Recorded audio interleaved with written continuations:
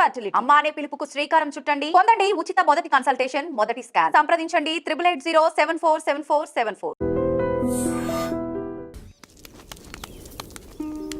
అయ్యా, దేవుడిచ్చిన ప్రసాదం అనుకుని నలుగురిని కన్నాను. ముగ్గురికి పెళ్లి చేయగలిగానయ్యా. ఈ ఊరు ఏమిచ్చినా మీరు తీసుకుంటారు కదయ్యా. ఇది మిగిలిపోయింది. తమరే ఏదో ఒకటి చెయ్యండి అయ్యా. అయ్యా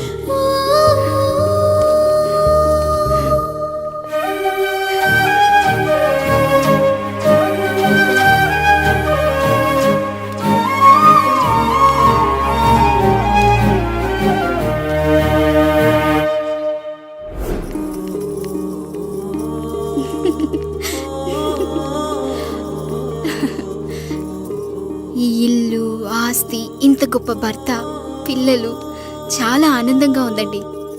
కానీ నాకు ఒకటే లోటు. మన తర్వాత మన పిల్లల్ని చూసుకోవడానికి వీళ్ళకొక అన్నయ్య కావాలండి. అచ్చం మీ పోలికలతో వీళ్ళకొక అన్నయ్యని కందామండి. నువ్వు అడిగితే కాదనగలనా?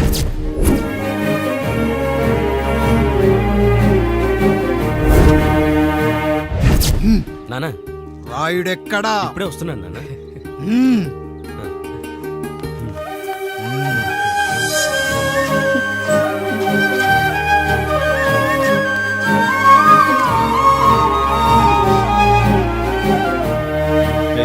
చూడరా, మీ అన్న మీద పగ తీర్చుకోవడానికి నీకు ఇదే సరైన సమయం. పర్లేదంటావా? ఏం పర్వాలేదు. అయ్యా, ఎరా రంగా, ఏం కావాలో అడగరా. నీకంటూ ఏమి ఇవ్వలేదు, నువ్వు ఏమి అడగలేదు. చెప్పరా. మా అన్నకు నాకు పడట్లేదయ్యా. తోడ పుట్టినవాడని చాలా సహించాను. అడ్డమైన దానాలు చేసి ఆస్తి మొత్తం పోగొట్టాడు. ఇప్పుడేం కావాలరా? కొద్దిగా ఈ కత్తి తీసుకొని వాడిని చంపి పెట్టండి అయ్యా.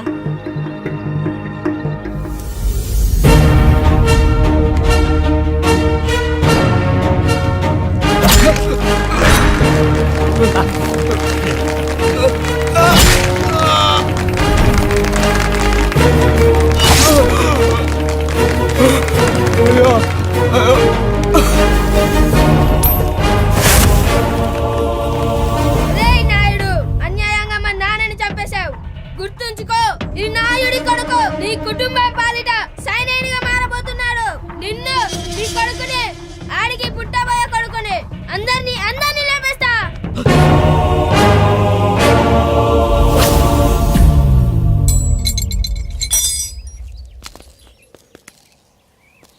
ఏం జరిగింది? మీరు హత్య చేసినట్టు ఇప్పుడే సమాచారం అందింది. తగిన సాక్ష్యాధారాలు పరిశీలించిన పిమ్మట మీకు యావజ్జీవ కారాగార శిక్ష, 2000 రూపాయల జరిమానా విధిస్తూ అరెస్ట్ చేస్తున్నాం. అయ్యగారు నా కోసం చేసిన త్యాగాన్ని హత్య అంటుందా మీ చట్టం? ఇదెక్కడ న్యాయం? మనిషికి ఇచ్చిన మాట నిలబెట్టుకుంటే అరెస్ట్ చేస్తారా? ఏ దేశంలో ఉంది చట్టం? నన్ను ఏం చేయమంటారు రాయుడు గారు? 9వ తరగతి చదివి ఊర్లో గాలికి తిరుగుతున్నా నన్ను మీ మనిషి ఒకడు పోలీస్ స్టేషన్లో ఉండాలని నన్ను ఎస్ఐన్ చేశారు. సాటి మనిషిని స్వేచ్ఛగా హత్య చేసుకోవాలని దౌర్భాగ్య స్థితిలో బతుకుతున్నాం మనం. మీరు చేసిన ఈ గొప్ప పనిని అర్థం చేసుకునే సంస్కారం, విజ్ఞత, విజ్ఞానం మాకు లేవు సార్, మాకు లేవు.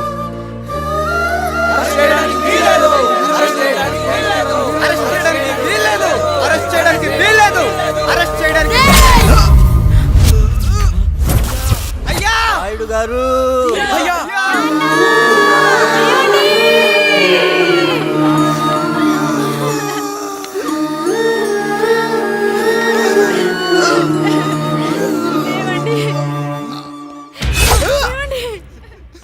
నొప్పిగా ఉందిరా.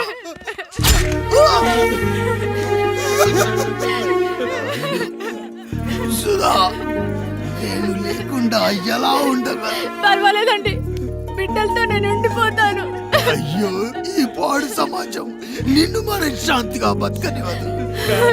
ఇంతమంది పిల్లల్ని చూసుకుంటూ భర్త లేకుండా ఎలా బతకగలం?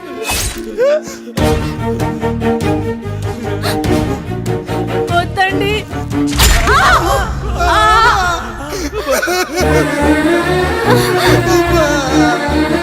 రాయుడు, బిడ్డలు జాగ్రత్త. ఈ రోజు నుంచి వీళ్ళంతా నీ తమ్ముళ్ళు, చెల్లెళ్ళు కాదు, నీ బిడ్డలు.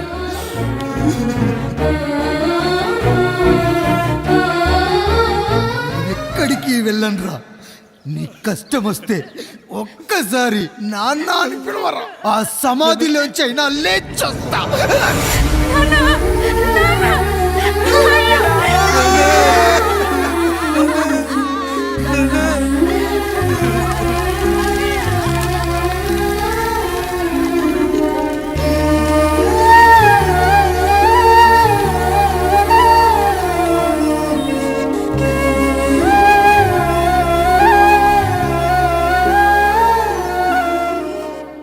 ఇందు మూలంగా 50 మందికి తెలియజేయనిదేమనగా ఊరికి కొత్తగా వచ్చిన యాండ్రాయిడ్ తన తండ్రి పెదరాయుడు అని ఆస్తిలో వాటా పంచమని రచ్చబండిని ఆశ్రయించడం వలన గ్రామ పెద్దలందరూ రేపు 11 గంటలకు రాయుడు గారి ఇంటికి రావాల్సిందిగా కోరుతున్నాము.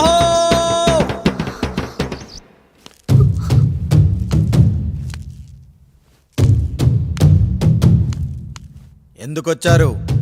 తన తాత పాపారాయుడు గారు ఆస్తి తనకు కూడా కావాలంటూ పంచాయతీలో ఫిర్యాదు చేశాడయ్యా.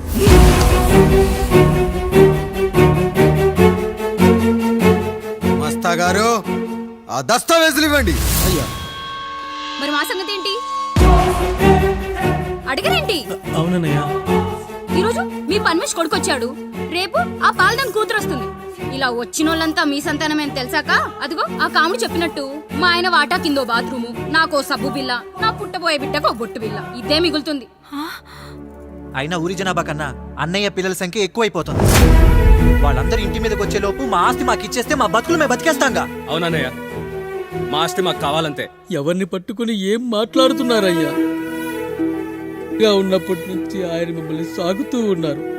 ఈరోజు పెరిగి పండయ్యాక మా దారి మేము చూసుకుంటా ఉండడం న్యాయం కాదయ్యా, న్యాయం కాదు. ఏ ఆయన నీకో కొడుకునిచ్చాడా? వాడి పేరేంటి? ఐఫోనా? ఎరా, ఆస్తి కావాలా? 4 బ్రష్లతో తోముకుంటే ఎక్కడ విడిపోతామో అని నా బ్రష్ టూత్ పేస్ట్ నీకు త్యాగం చేసినప్పుడు అప్పుడు అడగాల్సిందిరా అన్నయ్య ఆస్తి కావాలి అని. ఎరా, నేను వాడిపారేసిన లంగోటాలు మార్చి మార్చి చొక్కాలు చేతిగుడ్డలుగా వాడారే, అప్పుడు అడగాల్సిందిరా అన్నయ్య ఆస్తి పంచు అని. నువ్వు 6 నెలల పసిగందుగా ఉన్నప్పుడు పాల కోసం ఏడుస్తుంటే నిన్ను తీసుకెళ్లి పశువుల దొడ్లో కట్టేశానే, అప్పుడు అడగాల్సిందిరా అన్నయ్య నాకు ఆస్తి కావాలి. మా తండ్రి గారు పాపారాయుడు పోలికలు నాకు, నా పోలికలు ఆండ్రాయిడ్కి. అసలు మా కుటుంబంలో ఏ పోలికలు లేని మీకు ఎందుకు ఇవ్వాలరా ఆస్తి? ఆస్తి లేదు, గీస్తి లేదు. Get out, get out, get out, get out, get out, get out అని నేను అనొచ్చు, కానీ అనగలనట్రా? అనలేను. ఎందుకంటే మీరంతా నా తమ్ముళ్ళు, నా చెల్లెళ్ళు. రక్తం తాగిన దోమ కూడా వెళ్ళేటప్పుడు కృతజ్ఞతగా ఏ మలేరియానో టైఫాయిడో వదిలి వెళ్తుంది. కానీ రక్తం పంచుకొని పుట్టిన మీరు ఈ అన్నయ్య కోసం ఆస్తి కూడా వదల్లేకపోతున్నారు కదరా. గుమస్తా గారు, నా యావదాస్తి నా తమ్ముళ్లకు చెల్లెళ్లకు వాళ్ళ పేర్ల మీద రాయండి. నాకు చిల్లి గవ్వ కూడా అక్కర్లేదు. ఇక ఈ ఇంటికి నాకు ఎటువంటి సంబంధం లేదు. లక్ష్మి, సావిత్రి, మీ చీరలు విప్పేయండి. ఇక్కడికి వచ్చేటప్పుడు ఏ చీరలు కట్టుకున్నారో వెళ్ళేటప్పుడు కూడా అదే చీరలు కట్టుకోండి. వెళ్ళిపోదాం. దస్తావేజులు తీసుకురండి.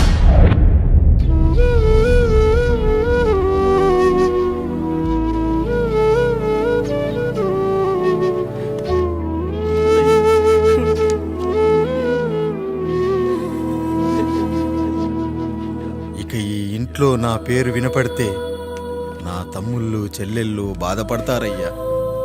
ఈ ఇంట్లోనే కాదు, ఈ దస్తావేజులో కూడా నా పేరు ఉండకూడదు. నేను ఇక్కడ సంతకం పెట్టి వీళ్ళ మనసు నొప్పించలేను. అయ్యా, మొత్తం వదిలేసి మీరెలా బతుకుతారయ్యా? ఎండకు నీడలా, వర్షానికి గొడుగులా నన్ను ఇన్నాళ్ళు కాపాడింది. కష్టాల్లో సుఖాల్లో నాకు తోడుగా నిలిచింది. నా నిజమైన ఆస్తిని, కుటుంబ గౌరవాన్ని కాపాడింది. ఇదేరా నా ఆస్తి, అంతస్తు. ఇదే మా నాన్నగారిచ్చిన లంగోట. బంగారం లాంటి తమ్ముళ్ళే లేనప్పుడు నాకు మాత్రం ఈ బట్టలెందుకురా? బట్టలెందుకురా? బట్టలెందుకురా? బట్టలెందుకురా? వెతికిన దొరకదే రూపం, అరి పిలిచిన పలకదే ప్రాణం. వెతికా నువ్వు నడిచిన దారుల్లో, బ్రతికే నువ్వు విడిచిన శ్వాసల్లో. హో నీడనడిగా గాలినడిగా ఎక్కడని నా ప్రాణం. ఏరునడిగా ఊరునడిగా ఎందుకని మౌనం. బాధనను విడువనని తడిమినది వెంటపడి.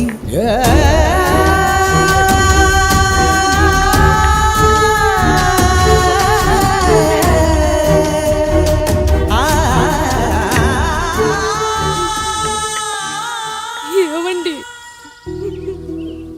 పప్పులో మీ చెవట పడుతుందండి. ఇడ్లీలో 2 చెంచాల ఉప్పు తగ్గించు లక్ష్మి. ఎలాగో మనం పేదోళ్ళమే కదా, కనీసం ఉప్పు ఖర్చైనా తగ్గుతుందనుకో.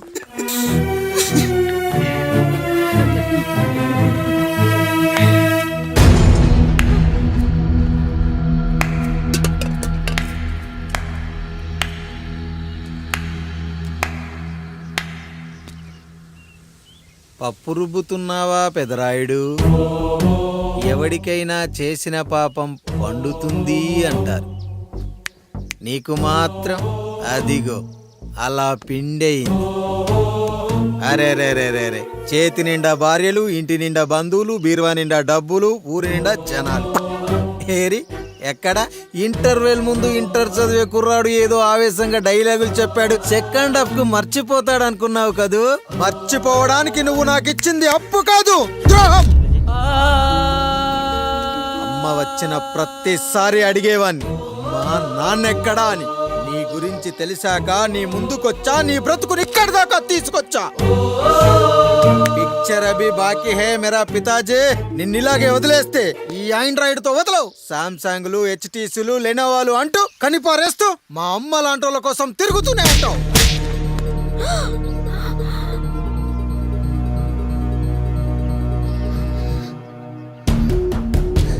అమ్మా అమ్మా, ఛీ, నన్ను అలా పిలవకురా.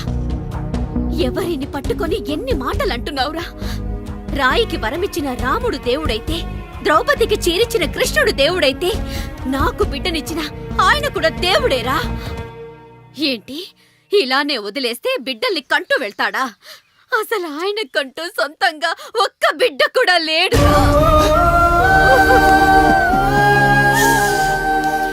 అసలు ఏం జరిగిందో తెలుసా? మీరుండండి అయ్యా, ఉండండి. మొదటి భార్యని చేసుకున్నాక పిల్లలు పుట్టలేదని 2వ పెళ్లి చేసుకున్నారు. ఆవిడకి పుట్టలేదు. 3వసారైనా తగులుతుందనుకున్నాం, తనకే పుట్టలేదు. పిల్లల కోసం పెళ్ళాలని మార్చాడే కాని వాళ్ళని వదిలేయలేదురా. అదిరా మా పెద్దయ్య మనసు. ఆయన దగ్గర బాణం ఉంది కానీ లేదురా, లేదు. అసలు నీ తండ్రి ఎవరో నీకు తెలుసా? తెలుసా? ఇదిగో ఈ కాముడేరా నీ తండ్రి. గేదె నల్లగా ఉన్నంత మాత్రాన పాలు తెల్లగా ఎలా ఉన్నాయనే కదరా నీ ప్రశ్న. దానికి సమాధానం చెప్పాలంటే, ఒక వర్షం కురిసిన రాత్రి నేను 9వ నెల బాలింతగా ఉన్నప్పుడు. పండు పండు, ఇదిగో. ఏమిటండి ఇది? నిద్రలేస్తే నేను, బయటికెళ్తే గంటోడు, పక్కకెళ్తే పాలేరు, ఎప్పుడూ తిరిగే తాయారు. రోజు మమ్మల్ని చూసి చూసి బిడ్డ కూడా చిట్టుమొహం వేసుకుని పుడతాడేమో అని భయంగా ఉంది. కడుపులో ఉన్నప్పుడు మనం ఎవరి మొహాలైతే చూస్తామో అచ్చం వారి పోలికలతోనే పుడతారంటారు. పొరపాటున నా పోలికలతో పుడితే? అదేంటి కాముడు, నీకేం తక్కువ? జుట్టు ఉండాల్సిన చోట లేకుండా అవసరం లేని చోట విపరీతంగా పెరిగిపోతుంది. మనకు పుట్టబోయే బిడ్డ గొప్ప అందగాడై ఉండాలి. ఇదిగో రోజు ఈ దేవుడి ఫోటోలు చూడు, వాళ్ళలాగే అందంగా పుడతాడు. కడుపుతో ఉన్నప్పుడు ఎవరి ఫోటో చూస్తే ఆ పోలికలతో బిడ్డ పుడతాడా? కనిపించని దేవుడి పోలికలు నా బిడ్డకెందుకు? ఈ ఊరికి దేవుడు రాయుడు. నా బిడ్డ ఆయనలాగే పుట్టాలి, ఆయనలాగే పుట్టాలి.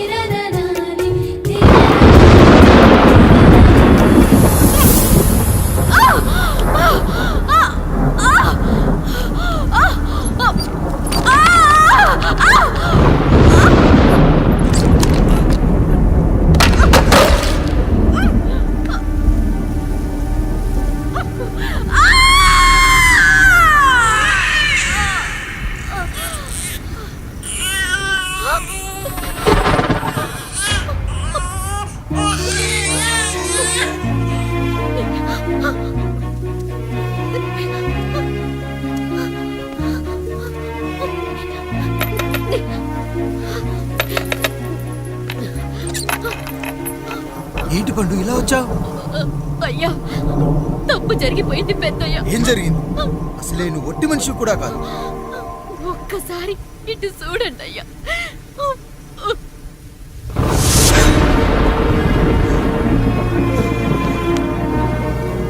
వీడేంటి అచ్చం నాలా ఉన్నాడు? అసలేంటి? ఎందుకు ఇలా జరిగింది? నువ్వు ఎప్పుడైనా చీకట్లో పంపు సైడ్ దగ్గరికి వచ్చావా? మరి అమలాపురంలో శివాలయం దగ్గర రత్నాలు నీకేమైనా అమ్మవుతుందా?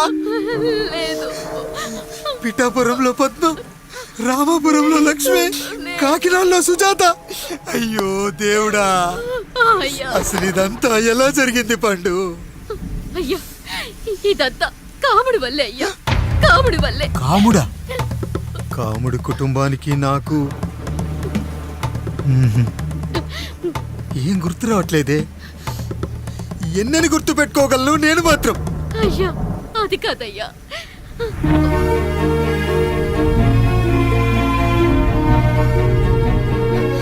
అలా రోజు మీ ఫోటో చూసి చూసి అచ్చం మీలాగే పుట్టాడు. అయ్యో, నా పోలికతో బిడ్డ కావాలనుకోవడం ఏంటి పండు? నువ్విలా చేయడం ఏంటి పండు? పోలికల కోసం ఫోటోలు ఎందుకు చూసావు పండు? అందుకే కదయ్యా ముందు ఆ డైలాగ్ చెప్పాను, తప్పు జరిగిందని. ఇప్పుడు ఏం చెయ్యాలయ్యా? స్వచ్ఛమైన మన ప్రేమను ఈ పాడులోకం అర్థం చేసుకోదు. కనీసం మీ ఇద్దరి జీవితం బాగున్నా ఆనందపడేవాని. వీణ్ణి ఇక్కడ ఉంచొద్దు పండు, బయటికి పంపించు. బయటికి పంపించి బాగా చదివించు, గొప్పవాణ్ణి చెయ్యి. వీడికి అయ్యే ఖర్చంతా నేనే భరిస్తా. అవసరమైతే ఆ డబ్బు కాముడి జీతంలో కట్ చేద్దాం. అయ్యా వెళ్లే ముందు వీడికొక పేరు పెట్టండి అయ్యా. వీడు ఇంకో రాయుడు, అంటే ఇంగ్లీష్లో అండ్ రాయుడు, అండ్ రాయుడు.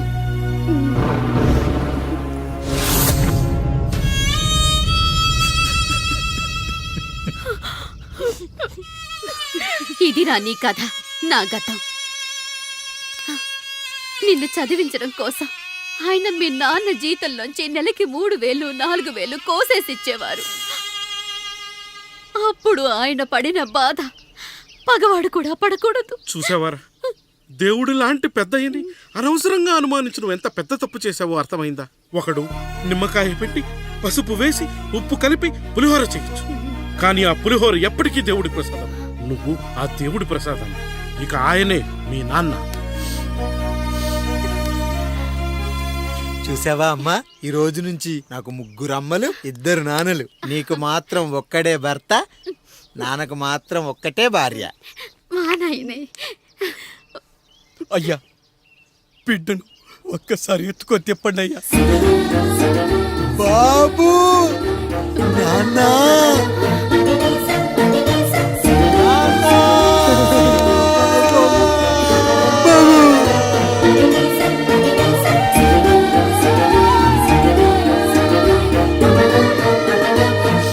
నన్ను క్షమించు నాన్న.